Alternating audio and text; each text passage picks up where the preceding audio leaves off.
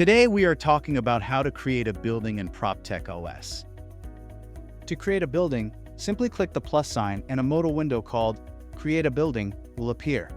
You can also use this button to create other twins, like story, room, device, or sensor. ProptechOS automatically sets the default class depending on what you're viewing at the moment. Since we're viewing buildings on the map, the plus sign will offer to create a building by default. Next, you'll need to set the twin status. The default status is valid, which is used for twins that are correct, ready, and in production.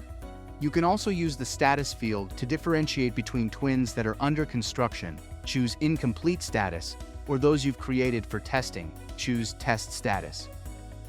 Now it's time to provide a popular name for your building.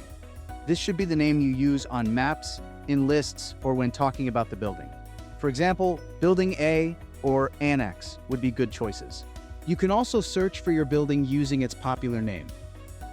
If you have a formal or technical designation for your building, you can add it to the litera field. Buildings belong to a real estate, which ProptechOS will create for you by default.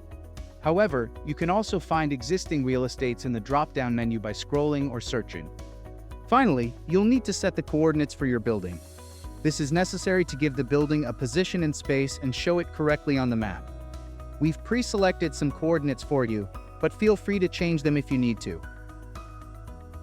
If you know the exact location of the building on the map, right-click on that spot and select Create Here and Building. The coordinates will be pulled automatically. Once you've completed all these steps, simply click the Create button and your building and real estate, if you chose to create a new one, will be created and appear on the map.